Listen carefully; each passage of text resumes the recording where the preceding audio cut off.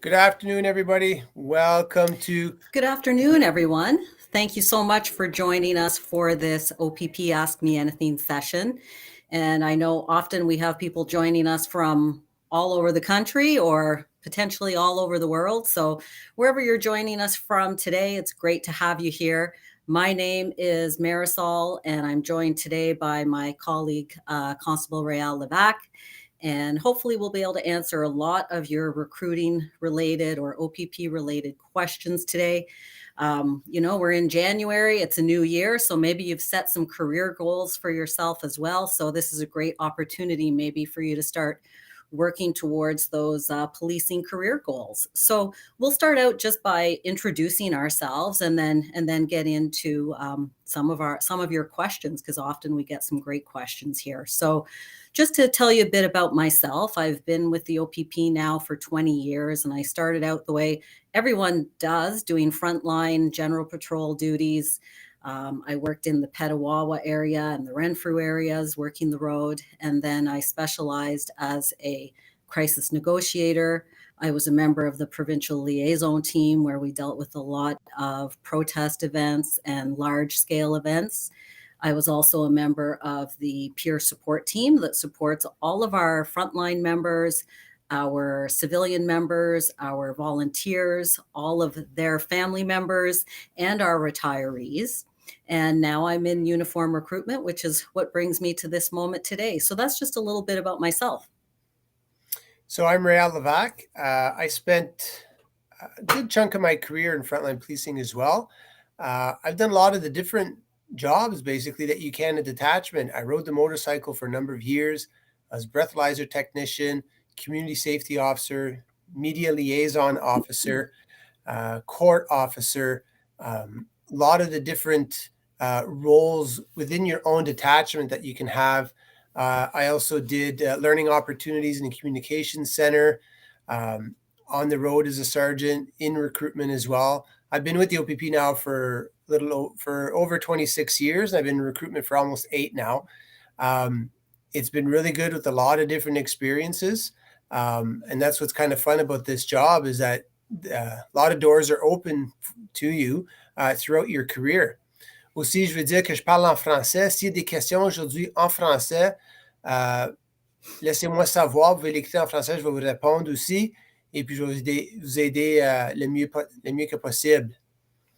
So I just want to touch base on a couple things as people are saying hi, and once we start getting questions here.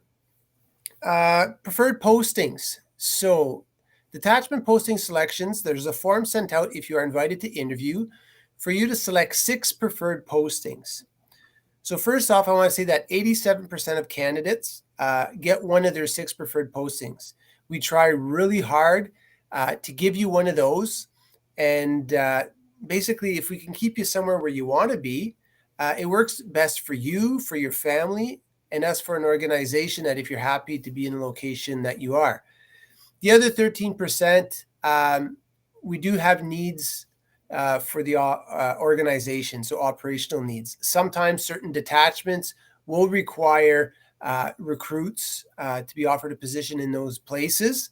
Often we see that up north. There's a lot of turnaround, and not everybody wants to go in all the different locations that we have across the province. So sometimes you will get offered a position elsewhere, and it'll be up to you to decide whether you accept that offer or not with that detachment. But please make an educated choice of where you'd like to go. So like I said, 87% of candidates do get one of their 6. So make sure it's somewhere you really want to go, because once you get there, if it's a non-duration detachment, you're not transferring, you're not going to do any type of lateral transfer, apply to any other position for a minimum of 3 years. After that, doors can start opening in those regards, but not before then. So make sure it's somewhere that you want to go.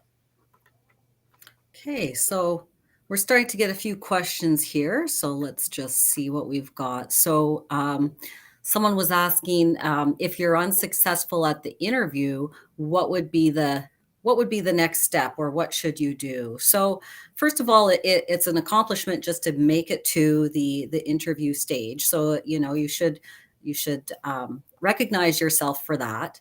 But then after the interview, of course, it's always difficult to get that news that you weren't successful.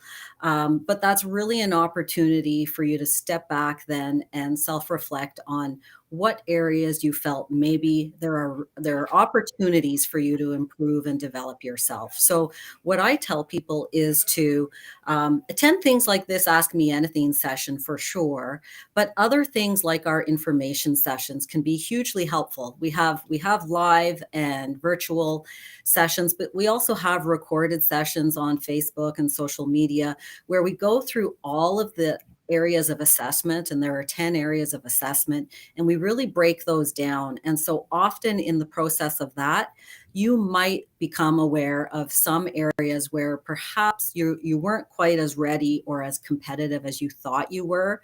And so then you have a year or more, however long it takes for you to develop yourself in those areas, so that when you reapply, it's really clear to us that you have been motivated and made those efforts to self-reflect and then develop.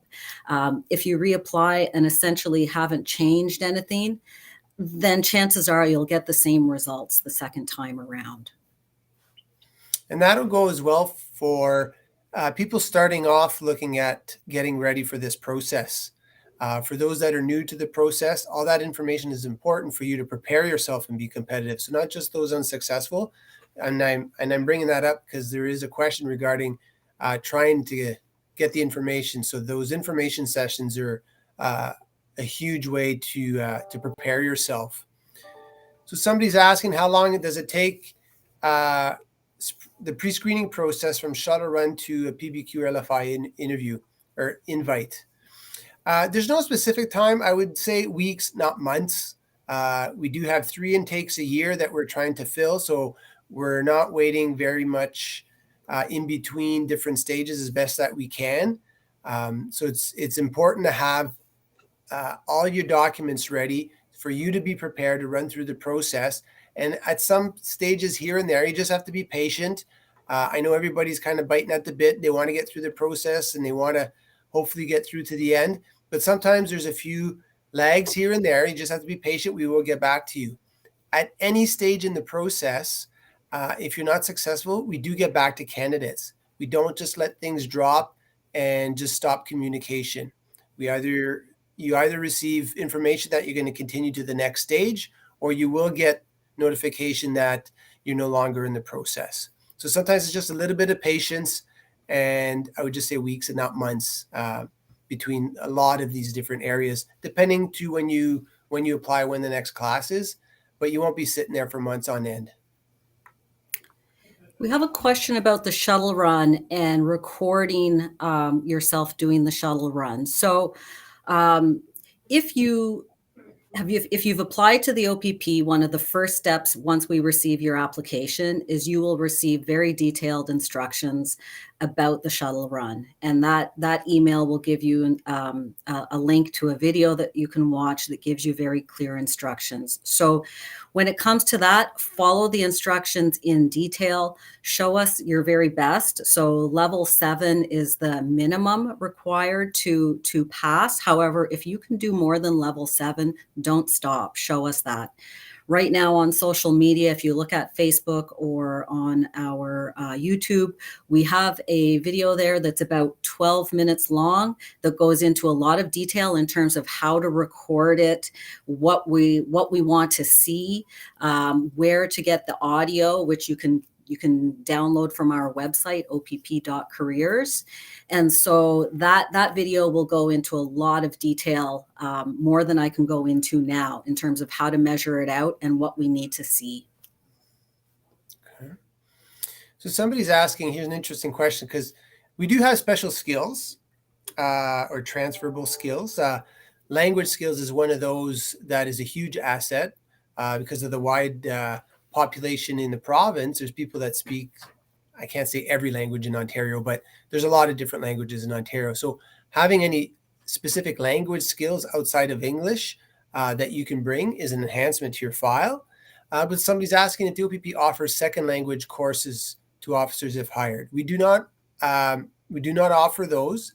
You're more than welcome to take them on your own, but but those are taken on your own at your own expense if you should choose to take any type of communication skills after you're hired, anytime before as well.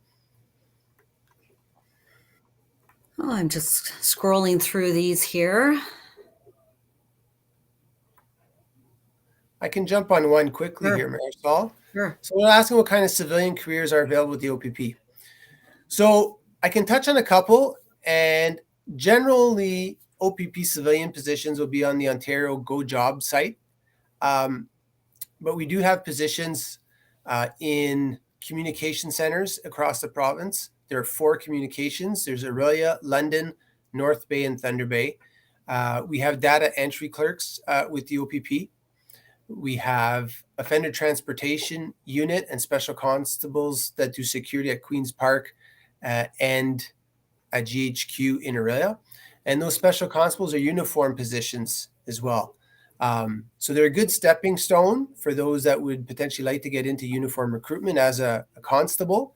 Sometimes if you're not quite ready, you can explore these different avenues. But for most of the civilian positions, the Ontario Go Job site is where you're going to find those links and those opportunities. And there was a question in terms of when you should apply if you hope to be considered for a particular intake. And so we have 3 intakes per year, generally December, April, and September. And we can't really give you a sense of when your application would be processed and how long, if you're successful, how long that whole process will take. So you can't really apply with a particular class or intake in mind. So that's the best answer I can give you, is apply when you feel competitive and when you know you would be in a position to accept an offer of employment if you got to that point, and that you would be ready to start your training. Okay. So here's a quick one. Vision requirements. Does uncorrected visual acuity mean without glasses? Yes. Corrected is with lenses, and uncorrected is without any assistance whatsoever. So there are certain requirements for corrected and uncorrected. You can find those through our frequently asked questions on our website. There's a link to the medical assessment there for vision and other things that we look for, vision, hearing, and medical as well. So if you have any concerns that way, through our frequently asked questions, there's a link to that on our website, which is opp.ca/careers. I'm going to put that plug in there. And we've got a question about when you're applying, in terms of scanning your documents and submitting them, what needs to be in there and in what format. So we provide very clear instructions about that, again, on the website that my colleague Real just listed. So what I suggest is that you take the time to follow those instructions. We give very clear instructions in terms of what format we want them to appear, in what order they should appear, and everything that we expect to see in the application package. There's a checklist at the very end so that you're sure you don't forget anything, and then submit those online to OPP Hire. So please do go on our website and follow the instructions. They're very clear. So somebody's asking if they were unsuccessful in an application recently with another police service. They have to wait a year for that service, but do they have to wait to apply to the OPP?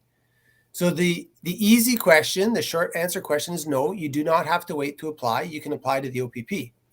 The longer answer is for you to assess your application with that other police service and where you feel you might need to make yourself more competitive to be considered for a constable position, because depending why you were not successful, and I know some police services don't offer explanations as to why. It's up to you to self-assess your portfolio, your application, and depending how far in the process you went, that might give you better indication or not.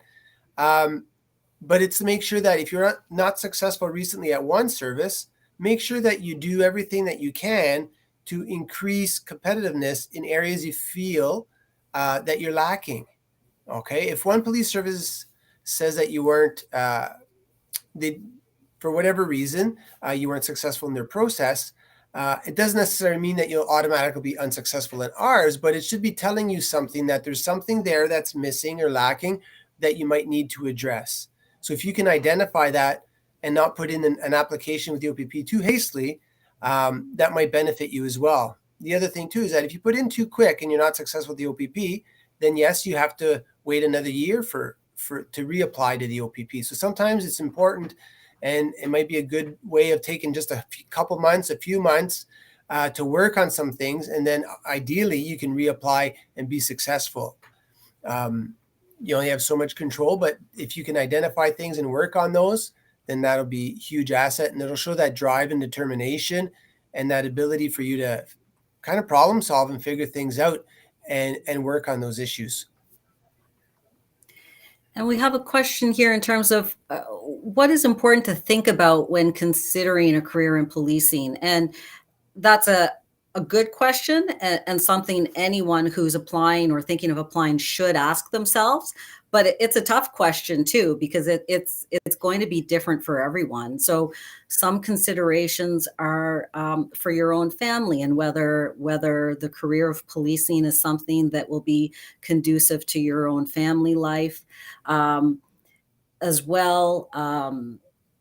You'll Really, the best answer to that is to learn as much about the career as possible. So doing things like this Ask Me Anything session, attending information sessions, speaking to officers, because what you get from TV and movies is really not necessarily a reflection of what policing is really like, Hollywood policing versus real policing. So it's important to learn the things about policing in terms of how much paperwork there is. And in the OPP, we do a lot of our own investigations. How much driving is involved in policing. That's something you have to be comfortable with. Interacting with different populations and people who are struggling in life, and being able to support them and de-escalate situations. So it's a really challenging career, but it's also a rewarding career. But the best thing to do is to do your research, because you know yourself the best. So at the end, your family the best. So at the end of the day, the more you've armed yourself with knowledge, the better you'll be able to make that decision for yourself. I don't know, Constable Levac, whether you have any other insights on that. No, you actually put that pretty good. I was just thinking of my next answer here. So somebody's asking if we cross-reference to past applications when they reapply to the OPP. Absolutely. So that what I was explaining a while ago with the other police services about improving yourself, well, we look for that. That year is to improve yourself, identify what you were lacking, because I've spoken to candidates in the past where they had an opportunity and got interviewed and they were not successful. And then later they reapply and they were not offered an interview the second time. And they wonder why if they got one the first time. So that's where that cross-reference comes in. We want to see what you've done different. What different things do you have to offer? What development have you done since your first application? We want to see that work come in. So it could be employment, it could be education, it could be your fitness, it could be any of the areas of assessment. Okay, but yes, we do compare to see that you've put in the work and the preparation and the development to make yourself more competitive. Because if you're not successful the first time, it doesn't mean that you can't be successful. It just means that there's areas of assessment that need to be addressed and developed. So yes, we do cross-reference, and not only your current application will be looked at. It all gets looked at as a whole package. And there's a question around employment, and if you were terminated from a job or fired from a job, does that affect your application? And so, of course, with your application, we want a very detailed employment history. So we essentially, on the application form, you'll see we ask you to list every job you've basically had from the first job you had in high school right up until the present, even if they were short-term, occasional jobs. We want to know all of it. And on the application, we ask you what was your reason for leaving? And yes, so if you were fired or terminated from a job, we do want to know that. And those are discussions that we'll have with you. and discuss what the termination was, what the reasons for termination were. It's not necessarily a deal breaker. It really depends what the circumstances were. But what I will say is that honesty and transparency is more important than anything. If we find at any stage in the process that someone perhaps lied or they're withholding information because they hope we won't find it because maybe it's not the most positive information, that will be a real issue if we find out that there's any concerns around integrity. So honesty is really, really important. We want to know what you've learned from mistakes you've made in the past, how you've moved on, how you've grown, and those are discussions that we can have. So somebody's asking how important are volunteer hours were beginning in the application process. So we do look at that. It is one of our areas of assessment. One of the answers I get often is that people say they want to be a police officer because they want to help the community. They want to be part of the community, help the community. And that's wonderful because that's what we do. But we also like to see that you have that commitment prior to policing. So that's where the volunteer hours come in. We look for an average and look just a ballpark average, 1 to 3 hours a week. Okay. We like to see that consistent giving back to the community, not just, oh, I worked a one Saturday, so I'm good now. Okay. We like to see that regular commitment that it's part of your lifestyle to give back to the community one way or the other. It doesn't necessarily have to be all police related. Anything that you're giving of your time without any compensation back, that's community service. You're helping others. That's what we're looking for. Okay. So it is very important. It is one of our areas of assessment that we look at. So please look into getting some done. And we do understand that sometimes it's a little bit harder than some places are more difficult to get hours than others. The COVID thing is not as much of a factor now than it once was. Most places are up and running. So there's usually something to be found at some point. And I always tell people something is better than nothing on your application. But we like to see that long-term commitment rather than just 2 weeks before your application, you decided to join some type of volunteer. I would rather see that than nothing at all. But I'd like to see something long-term that you've been doing this for a while. And something outside of your required 40 hours of high school community service. Okay. That's not as much of a factor because by the time we see candidates, they've been out of high school for a period of time. But nonetheless, we like to see beyond those mandatory hours because you don't have a choice of those. We want to see it's actually volunteering coming from you. Question around fitness workouts and what would be considered a positive asset when it comes to fitness. And someone's mentioning here that they do Brazilian Jiu-Jitsu. So certainly when you apply to the OPP, you'll see that we require 2 weeks worth of fitness logs with your application. And then we require weekly fitness logs every week thereafter, either until you're successful or you're unsuccessful and you're told to stop. So it could be weeks or months worth of fitness logs. So we want to see everything you're doing, all of those extra workouts, whether it's jujitsu, playing hockey, soccer, whatever that may be. But then just to touch on it very briefly here, there are certain things that we definitely need to see on your fitness logs. We want to see on a weekly basis that you're running several times a week. So consistently, I like to see that you're running about 3 times a week outdoors, and longer distances as well, because we do some long distance runs as part of our physical training. So anywhere between 2.4 kilometers to 5 kilometers and more is what we want to see. We want to see you testing yourself on the shuttle run a couple times a month to make sure that you're at least reaching level 7, but hopefully exceeding that. We want to see you testing yourself on the Ontario Fitness Pin once a week, all 4 components on the same day. Again, you need to achieve at least 75% as your minimum score.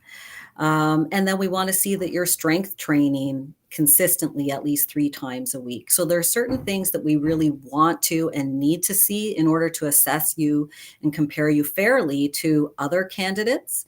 And then all of that other stuff you're doing in terms of physical activity and stress management are other things that we consider as well. So the fitness we could go on and on about for hours. And if you watch our information sessions, we do touch on fitness as one of the areas of assessment in quite a lot of detail. And on that note, stay tuned. Marisol and I are filming a video next week on how to properly score yourself at home on the flexibility, and give you some heads up as well on how to set yourself up to do the core endurance. So we're going to do that filming, and we'll get that out to you through social media in the very near future. Now, I just wanted to, for those that are starting in the process and new to all this, and based on the questions I'm getting from Rohit, I just want to say the best place to start if you have a lot of general questions is to attend an information session. It will describe, and I think it's been touched on today already a little bit, but it'll describe the requirements, the things that we're looking for within the areas of assessment. Okay. A lot of these questions today, which are wonderful questions, are often geared specifically to certain elements of the process. And if you're not familiar with the process is, sometimes it's hard to understand where these questions are coming from. So if you're just beginning an information session, follow us on Facebook, Instagram, Twitter. We have videos on YouTube. We have our website, which I mentioned earlier, opp.ca/careers. There are frequently asked questions on their website. So those are great resources to start. And then as your questions develop and get a little bit more specific and difficult or tricky or very individual, these Ask Me Anything sessions will kind of pinpoint those very specific questions. We want to try to get as many of those as we can. As this is not an information session, we just kind of try to have different elements for everybody out there at different stages within the process and knowledge of the process. So Facebook, Instagram, Twitter, YouTube, our website, frequently asked questions. Have a look at all that. Our information sessions are posted on our website. You can register to them from there. There's not usually a cost. It's more necessarily for controlling numbers and knowing who's coming. So please have a look at all those, and we'll continue with questions. So there's a question about kind of general, what do we enjoy most about working the front line and and that experience despite the challenges. So I can only speak for myself and what I enjoyed. There were a lot of things I enjoyed, and I think this is one thing that draws a lot of people to the profession is the fact that every day is different. There may be similarities. You're going to collisions, you're going to different calls, but the people that you interact with every day are different. The situations are slightly different. So that was kind of what I enjoyed in terms of that daily variety and not knowing what was going to come in and when, and the learning curve. The learning curve for the first few years as a new recruit working the front line, it can be stressful because there's so much to absorb, and to translate that from what you've learned in theory in class and then take it out into the real world, that can be stressful because you're often presented with something, you're in uniform, people are looking at you to be an expert, and you're still learning. But I found that to be really exciting. So that's another thing I really enjoyed about the job. There's so many things, and just the different opportunities we get to try different experiences. And once you decide kind of what your areas of interest are and where you excel, then being able to specialize like I was able to as a crisis negotiator, that's a lot of fun. I took a lot from that. All right, somebody's got a good question here. If you provide an OACP certificate, will the testing, vision, hearing, and Sigma be transferable to the OPP process? So yes. So first off, I want to say that the OACP certificate is not required to apply to the OPP. Some police services require it. We do not. But if you do have it, absolutely put it in. So for the Sigma test is only valid for 12 months. After that, you would have to redo it. The vision and hearing will be valid, and we can use those scores as long as your certificate is still valid itself. So we won't make you redo the vision and hearing if you get to that point, which is in the background stage of our process. If you have it within the OACP certificate, yes, we will accept that. Good question here in terms of what do we know now as recruiters and officers that we wish we knew during our own hiring process that would be good information for anyone out there now who is thinking of applying. And I know it was different when I applied and probably when Constable Levac applied, over 20 years ago. We didn't have great platforms like this where it was so easy to access and acquire information. We're not dinosaurs, but social media wasn't really a thing back then. And so if you wanted to learn something, you had to go to those few in-person sessions, those information sessions at detachments. And now you have so much information available to you. You really would be remiss if you weren't using all of those opportunities to educate yourself on the process and the organization. So you being here today, that's great.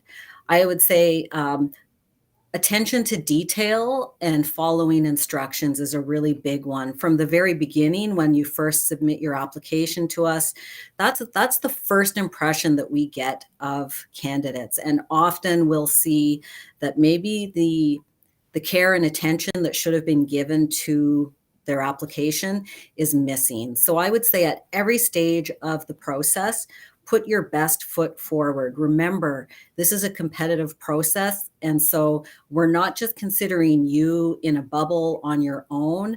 We're considering you compared to all of the other candidates and applicants because we select the best. So that's maybe a long answer to the question, but hopefully it helps. So somebody's asking, after you submit your shuttle run video, what would determine whether a person moves on to the LFI? So when you submit your application, I'm just going to back up a little bit. When you submit your application, you get a file number. And then shortly thereafter, you will get a request to submit your shuttle run video. You have 2 weeks to do so. Once submitted, we take your shuttle run video, as long as it meets standard, and your application, and we review it. We call it the pre-screening stage. And this is where we compare, or not necessarily compare, but we look at the areas of assessment and how competitive you are in those areas of assessment. That will decide whether we feel you're competitive enough to be offered and invited to come to an interview. If we feel there's too many places or things lacking within the areas of assessment, that's when you get the decline letter, and then you have to wait a year to reapply. So it's your whole application that we look at. We don't look at just one area or the other. We look at the whole totality of your application. But the process is very competitive. You're competing against many, many, many other candidates that do the best they can. The successful candidates that we offer employment and that come work for us, they try to nail every area of assessment in there. Sometimes people say, I can't do certain things because I don't have time, or there's this, there's that. The ones that are successful through the process find a way to get through it and get as best. I'm not saying they're perfect. There are no perfect candidates. We're not looking for perfect candidates, but those successful candidates rate really high on those areas of assessment and are able to meet the needs that we have.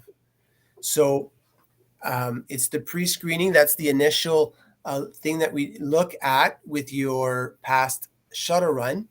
And as we get further in the process, we just get deeper and deeper within your past experiences and knowledge and into your background after the interview if you're successful there. And we just keep deeper and deeper into who you are to see if you would be a successful candidate with us. Question around night shifts and what is that like? And is it something that gets harder as you age? And honestly, that depends on the person. To be honest, because it's a good question, because you will be working shift work. I found it a struggle because I'm not someone who sleeps well during the day. I don't even sleep that well at night. So it was a struggle for me, to be honest. Now in recruiting, I work more of a straight day schedule. So it really, the answer to that is it depends on the person. For people who have children, and if you're trying to sleep during the day and your kids are home and the family is doing their thing and it's noisy, that can be really disruptive. So really, as a shift worker, although it's always a changing schedule, we're sleeping days, sleeping nights, as much as possible within that changing schedule, having some kind of routine is really important. So a routine around fitness and a routine around nutrition and eating at the right times, working out at the right times becomes really important. But it really comes down to the type of person you are. And, some people are lucky enough that they can sleep during the day and sleep good 8 hours and they wake up refreshed. So if you're that person, you're lucky. Okay. Somebody's asking if family members' problems with the law can that reflect negatively on you. Um, yes and no. So depending what it is, who in your family and what kind of association you have with those family members. That old adage that you can't pick your family, but you pick your friends, falls back on how much time you're spending with these people, and depending as well on the severity uh, of those problems with the law, or the depth of their, let's say, criminal activity, if it falls into that extent. If they just had something fairly minor and they've moved on, they learned from it, it was some time ago, it may not be an issue. And I'm talking a little bit vague because it's a case by case issue, depending who it is, what the incident was, how long ago it was, how close you are to that person. There's a lot of different factors that come into play. So that's why I can't give you a very solid yes or no answer. A lot of it will depend on who it is, but it's making choices on your communication with them. And depending what it is, if it's a lifestyle thing that they have on the criminal side of things, then you would drastically have to limit your association with them to show that that's not part of your lifestyle. Um, but yes, it could be a negative effect on your application, but depending on some of the choices and circumstances surrounding those family members, it may not as well. So I hope I can kind of answer that. I know I'm vague on it, but there is no black or white, yes or no answer. If you're strong in most of the areas of assessment, but still weak in another, should you still apply? We kind of touched on this a little earlier in the sense that if you're unsuccessful at any stage of the process with us, and if you're declined, then you have to wait at least a year to reapply. So I recommend that you only apply when you, in your heart of hearts, feel like you are at your competitive best and you've done everything to develop yourself. We see a lot of applications in a week, and so the ones that are strong and the ones that are weak really stand out to us. So we've become quite good at looking at those and seeing where someone hasn't made an effort. So is it possible that because you lack in a certain area of assessment that you might be screened out? It's possible. I can't say for sure. I would say apply when you feel really confident. So the areas of assessment have just been posted up, and have a look at them.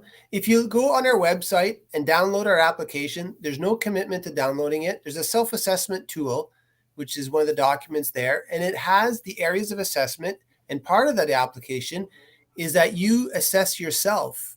Okay, you go in, you rate yourself, and then you put a brief description on why you rate yourself. Basically, show your accomplishments on why you're giving yourself it's a 1 to 5 scale that you do there.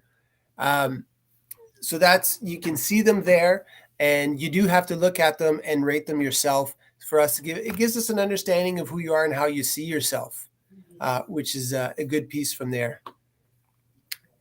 And with respect to the areas of assessment where sometimes I notice weaknesses, and I think of it more as a missed opportunity.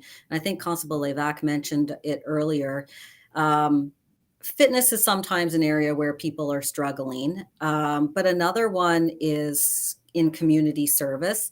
And I refer to community service as an opportunity for you because quite often through your community service, depending on what you choose, you might be able to increase you might be able to improve yourself in another area of assessment. So perhaps through your community service, you gain some leadership experience. So maybe you're coaching, or maybe you're doing some kind of volunteer experience where you're mentoring someone, or maybe you acquire communication skills because you're volunteering for a distress line, and so you learn about crisis de-escalation and grief and interacting with people with mental illness. So it can it can really give you some opportunities to develop yourself in other areas. It's not just about getting those volunteer hours because the OPP wants me to, so I'm just going to do anything at all just to get it done with. Really be mindful about what your choice is. And we're not asking you to make it a part-time job.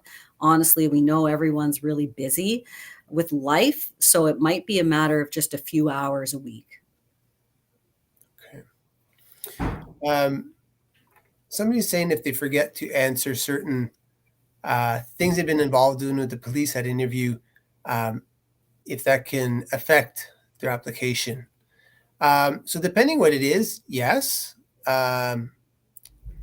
Before an interview, I always tell people, and um, Constable Primo mentioned it about honesty and integrity. At any point, if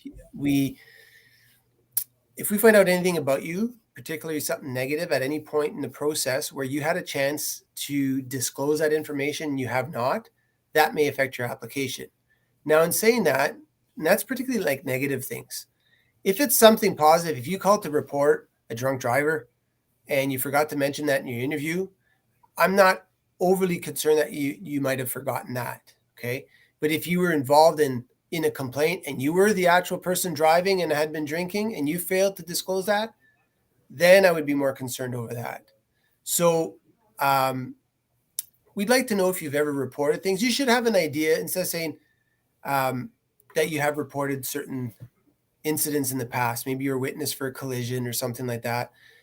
You may not remember the exact dates and the exact details, but you should remember at some point if you've ever had contact with police one way or the other. Okay. So we can assess accordingly for that, but particularly on that question, it's the negative things.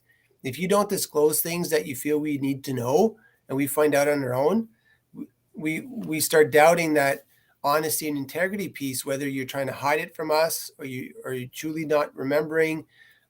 There's ways for us to try to get that as we speak in an interview. So make sure you're upfront with everything at any point in the application process. In terms of age for people when they're applying, we don't have an age preference. The minimum requirement is that you be 18 years of age. There's no maximum where there's a cutoff. And in fact, if you're interested, one of our recruiters has a podcast called Reflections Inside the OPP. And just recently, he interviewed a new recruit. She's 52 years old and has started her career with the OPP. So that might be something you'd find interesting to listen to. All right. So I'm going to hit with one more here, or maybe another one. We'll see. There's only one up on the board here. How can we prepare for the interview portion of the OPP? So I have another colleague of mine would say that the smartest person in the room during the interview is the candidate, because our local focus interview is about their questions about you. So know yourself, know your portfolio, any incidents that you feel you might bring to the table to describe certain things that you've been involved in, know the details. Okay. Know your grades, know when you got tickets, when you've been involved in collisions, details of those. You should be like an open book. I should be able to ask you anything and you have the information to provide.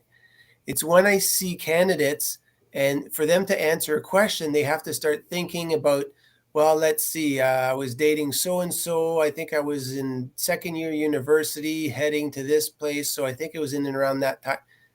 You should be able to tell me exactly what happened without having all those different little stories to try to wrap your head around what was going on at that time. Okay. Know your documentation, know your application inside and out, and all the documents that you have. Certain things I may not be too worried about the exact date, month, year to the moment, but you should have an idea if it was winter 2018 or some time ago. Okay. So I can balance and have some be reasonable in some of that information, but at the end of the day, know your application inside and out and be prepared to answer that. When I was preparing, I used to work at corrections. I'd be up in the towers. I had written down a whole bunch of questions that I thought could possibly be asked. And I used to answer those questions out loud to myself in the tower. Another place to do it is in front of a mirror or in front of your peers. You'd be surprised how awkward it feels to answer that way to your peers or even to yourself in front of a mirror. But it helps verbalizing your answers rather than knowing it in your head and studying it on a piece of paper. It's always a little bit different to verbalize it. And this way, if you're confident in your answer, it shows that self-confidence. That's another way you can prepare and hopefully be successful. I was scrolling down to some of the older questions that maybe we missed. So someone was asking to get into different areas of the OPP, how much time does that take? So really, it goes back to what I was saying earlier. The first few years of your career as a new recruit, there is a huge learning curve, and you're kind of like a sponge taking it all in. And so I would say, at least for the first 3 years, you're just learning the fundamentals of how to be a competent and solid police officer, and feel like you could handle most situations that are thrown at you. So I would say at least the first 3 years, but typically more like 5 years before someone might look at applying to a specialty unit. That in itself is very competitive. But there are some additional or extra duties at detachment that people can take on once they've acquired some skills and special interests, where they're extra duties on top of working as a frontline officer. So that might be within 3 to 5 years, depending on your learning and your development. Okay. So one last question. I think this one is a good one here, and it's important. They're asking about opinions on alcohol and cannabis use recreationally, okay, not in the form of abuse. So we look at that, both alcohol and cannabis, on your general use, on your respect for the alcohol, how often you might have alcohol. And in the OPP, we have to be what we call fit for duty. You have to make sure that you show up to work not under any effects of any type of substances. And that could be alcohol, it could be cannabis, any medication you're on, that you're in a position that you can properly come to work and do your job. And we can verify some of that too on your use of these substances throughout the process. We ask you about it. We can talk to your references about it. Do you have history of coming to work in your current employer with any issues with alcohol or any substance use or anything like that? So we like to see basically your use of it in your life. You have respect of it, that you're not using as a stress management tool, because by far it is not a stress management tool. So we just look at that overall use that you have towards any type of those medications, alcohol, cannabis of the sorts. So go ahead. I was just going to wrap up unless you had something, Marisol. No, absolutely. Okay. So that's it for today. We have to go. I thank you for all the great questions. Again, repetitive, but I think it's important. Please look at our website, opp.ca/careers. You have a lot of information on the hiring process there. There's also a link to our frequently asked questions. There's also a link to the fitness logs, to the shuttle run video. Please make sure you use the Leger shuttle run video, or audio, I should say, so that you're using the right one with the right cadence. We are on social media, Facebook, Instagram, Twitter, YouTube. We have other weekly Ask Me Anything sessions. We are out there. Prepare yourself properly, and good luck to everybody, and hope to see you at an interview or on the road someday. Thank you. Thanks a lot, everyone.